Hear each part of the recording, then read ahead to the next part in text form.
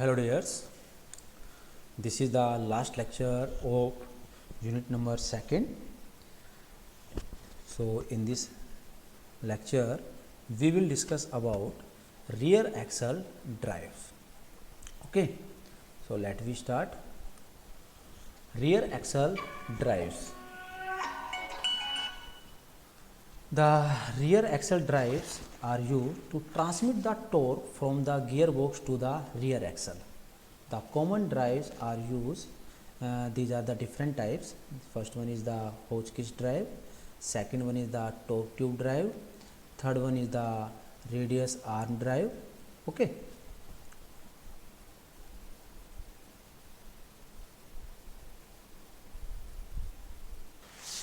So rear axle drives. तो first हम start करते हैं होचकिस ड्राइव. तो this is the schematic layout of a Hotchkiss drive like this.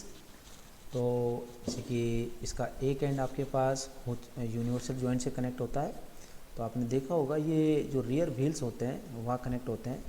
ये this is the propeller shaft which is connected to the gearbox with the help of the universal joint. ठीक है. तो यहाँ भी एक अपने पास universal joint लगा होता है और that is the springs means जिसको हम बोल सकते हैं लीफ स्प्रिंग. ठीक है. आपने देखा होगा ट्रक्स वगैरह के नीचे भी तो एक रेक्टेंगुलर कर्व शेप में स्प्रिंग्स लगी होती हैं, उसको हम बोलते हैं लीफ स्प्रिंग्स. ठीक है. ये अपने पास फ्रेम हो गया और लास्ट पॉइंट अपने पास क्या है, स्टैकल. ओके.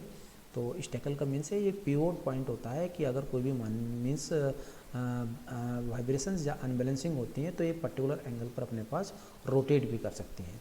तो in this case the springs beside taking weight of the body. तो जो मीन्स जो टोटल व्हीकल का वेट होता है तो ये बियर करती हैं उसको. Also take the torque reaction, driving thrust and the side thrust, उसको भी ये बियर करती हैं. नेक्स्ट भी the propeller shaft is provided with two universal joints. जैसे कि मैंने आपको पहले बताया था, one sliding joint. The spring is fixed rigidly in the middle to the rear axle. Front end of the spring is fixed rigidly on the frame. जैसे कि हम जो स्प्रिंग्स बोल रहे हैं मीन्स इसको बोल रहे हैं जो कि लीफ स्प्रिंग्स होती हैं. तो इसका जो पहला एंड होता है, जब फ्रंट एंड होता है, वो तो फ्रेम के साथ अपने पास फिक्स होता है, रिजिडली लगा होता है. ठीक है. Fix rigidly on the frame while the rear end is supported in the shackle. इसको हम सैकल बोलते हैं कि मीन्स अगर अंडर क्रिटिकल सिचुएशंस तो ये किसी पर्टिकुलर एंगल पर मीन्स टर्न भी कर सकता है. So due to torque reaction the front half springs deflects as shown in figure, which means that the driving thrust is transmitted to the frame by this portion of the springs like this. तो generally जो अपने पास load होता है वो यहाँ पर आता है. तो ज़्यादातर अपने पास जो फ्लेक्शंस होंगे तो फर्स्ट हाफ में होते हैं. When the spring deflects in the manner, bevel pinion shaft will change its position. ये अपनी पोजीशन को चेंज कर देगा. Therefore, if there is one universal joint near the gearbox, then under the torque reaction, क्योंकि torque reaction हो रहा है, the propeller shaft will bend. वो bend हो सकती है. Therefore, to avoid the bending of the propeller shaft, another universal joint is used at its rear end. ठीक है. यही रीज़न है कि हम इसके सेकेंड एंड पर भी दूसरा यूनिवर्सल जॉइंट यूज़ करते हैं. Again when axle moves up and down relatively to the frame, it has to move in a circle whose center lies at the front end of the spring. The propeller shaft also has to move in circle, keeping its center at the front universal joint.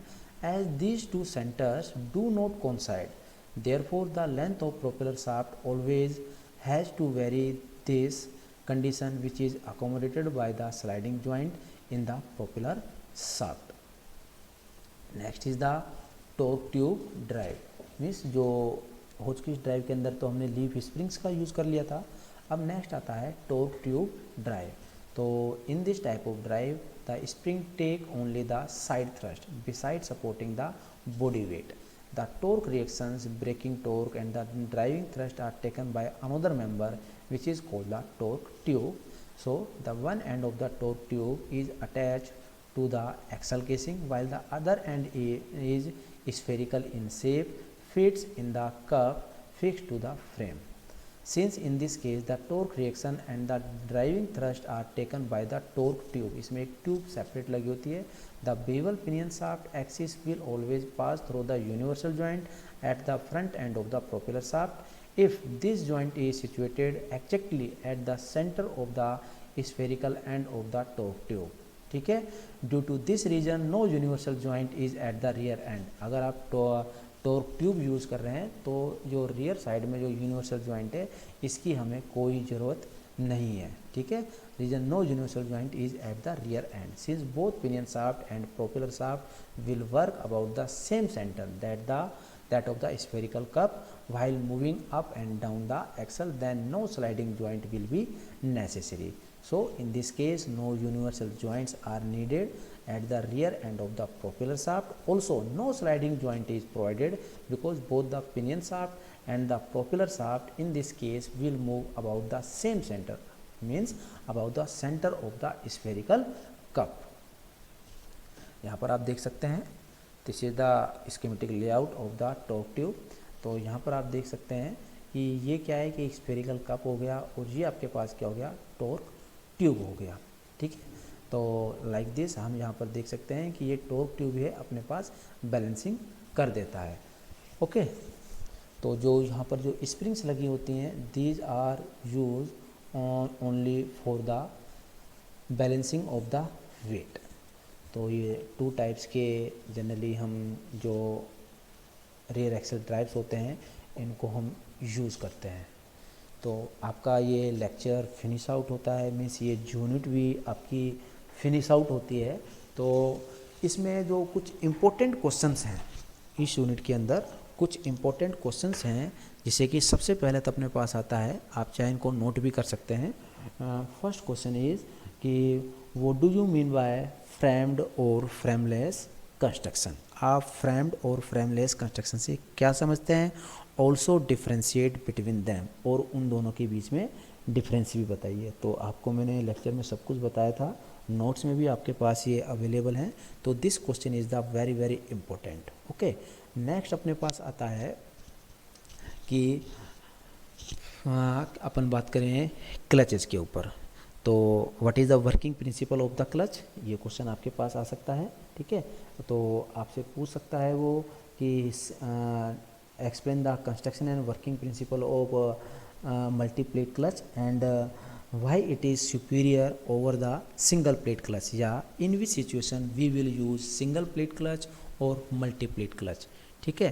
Another important question is fluid coupling कि what do you mean by the fluid coupling, explain the working principle of it. फिर hydraulic clutching system भी use आ सकता है question कि what do you mean hydraulic clutch system, या explain the hydraulic clutch mechanism. उसके बाद हम गियर बॉक्स के अंदर आते हैं. तो गियर बॉक्स के अंदर एक इंपॉर्टेंट क्वेश्चन बनता है कि what are the advantage of the constant mesh gear box over the sliding mesh gear box. ठीक है. तो या फिर ये भी आ सकता है question explain the construction and working principle of the constant mesh gear box. ठीक है. और इस गियर बॉक्स में तो जो वर्किंग प्रिंसिपल आएगा वो तो एक सिंगल क्वेश्चन आ सकता है, जैसे कि explain the construction and working principle of synchro mesh gear box. तो ये बहुत इंपॉर्टेंट क्वेश्चन है. ठीक है. ये एक वेरी वेरी इंपॉर्टेंट क्वेश्चन है गियर बॉक्स का कि explain the construction and working principle of synchro mesh gear box and what are the advantage of synchro mesh gear box over the constant mesh gear box. तो मैं आपको थोड़ा सा remind करा दूं कि स्लाइडिंग मैश गियर बॉक्स के अंदर प्रॉब्लम आ रही थी कि हम जो गियर्स को स्लाइड कर रहे थे तो टीथ के टूटने के चांसेस होते हैं. तो टू अवॉइड दिस प्रॉब्लम हमने यूज़ किया था constant mesh gear box. Constant mesh gear box के अंदर क्या है कि गियर से ऑलरेडी मैश कंडीशन में होंगे तो उनके टूटने के चांसेस ना के बराबर होंगे. ठीक है. बट अब क्या है कि कांस्टेंट मैश गियर बॉक्स में प्रॉब्लम होगी डबल डीक्लचिंग. फिर हमने एक नया गियर बॉक्स बनाया that is the synchro mesh gear box which eliminate the usages of double declutching. ठीक है. उसके बाद क्वेश्चन बन सकते हैं कि explain the construction and working principle of differential and how it work. तो वेरी वेरी इंपॉर्टेंट क्वेश्चन. या फिर आपके पास शॉर्ट नोट्स आ सकता है on the propeller shaft universal joint. ठीक है. और जो लास्ट टॉपिक मैंने अभी कराया आपको लास्ट लेक्चर में कि रियर एक्सल ड्राइव, तो एक आता है इसका क्वेश्चन भी कि what do you mean by the rear axle drive, explain the Hotchkiss या टॉर्क ट्यूब ड्राइव सिस्टम, या डिफ्रेंशिएट या compare the torque tube drive with the Hotchkiss drive system. तो ये कुछ इम्पोर्टेंट क्वेश्चंस हैं, तो आपको यूनिवर्सिटी वे से आ सकते हैं। और आई थिंक सब्जेक्ट्स है ये थोड़ा प्रैक्टिकल सब्जेक्ट है, तो मीन्स आप जो वर्किंग प्रिंसिपल है आप जैसे कि अपने यूट्यूब पर भी जाकर नंबर ऑफ वीडियोस आप देख सकते हैं, जिससे कि आप हर चीज़ क्लियर कर सकते हैं। या फिर शायद सब लोगों के पास घर में व्हीकल्स होंगे, तो जैसे 1 बाय 1 आप टॉपिक्स को जो पढ़ रहे हैं तो इनको आप वहाँ पर देख भी सकते हैं। ठीक है, ओके, थैंक यू।